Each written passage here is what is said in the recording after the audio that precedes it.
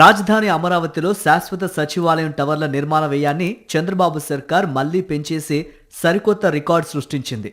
Diagrid విధానంలో 39 అంతస్తులో నిర్మిస్తున్న 4 టవర్లు, 49 అంతస్తులో నిర్మిస్తున్న మరో టవర్కు అద్దాలను అమర్చడం, ఫోటో వోల్టాయిక్ సోలార్ ప్యానెల్స్ ఏర్పాటు, బిల్డింగ్ మెయింటెనెన్స్ యూనిట్లు ఏర్పాటు చేసే పనులు చేపట్టేందుకు 2540 కోట్లతో పరిపాలన అనుమతిస్తూ ఉత్తర్వులు జారీ చేసింది.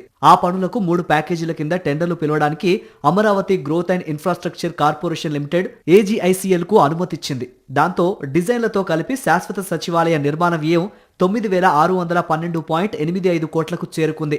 5 టవర్ల నిర్మిత ప్రాంతం 4,85,000 చదరపు మీటర్లు.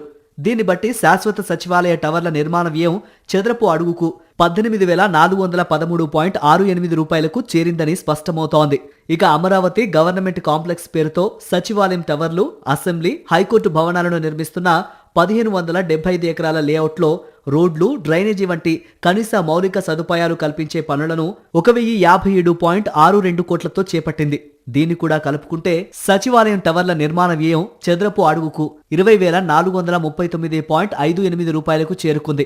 బెంగళూరు, చెన్నై, హైదరాబాద్ వంటి మహానగరాల్లో 5 స్టార్ సదుపాయాలు, ఇటాలియన్ మార్బుల్స్ తో నిర్మాణ వ్యయం చదరపు అడుగుకి 4,000 రూపాయల నుంచి 4,500 రూపాయలకు మించడం లేదని ఇంజనీరింగ్ నిపుణులు చెబుతున్నారు.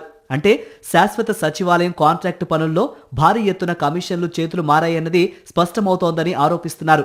సాంప్రదాయ పద్ధతిలో నిర్మించిన, డయాగ్రిడ్ విధానంలో నిర్మించిన నిర్మాణ వ్యయంలో పెద్దగా తేడా ఉండదని ఇంజనీరింగ్ నిపుణులు స్పష్టం చేస్తున్నారు. డయాగ్రిడ్ విధానంలో అంతస్తులు పెరిగే కొద్దీ నిర్మాణ వ్యయం తగ్గుతుందని స్పష్టం చేస్తున్నారు.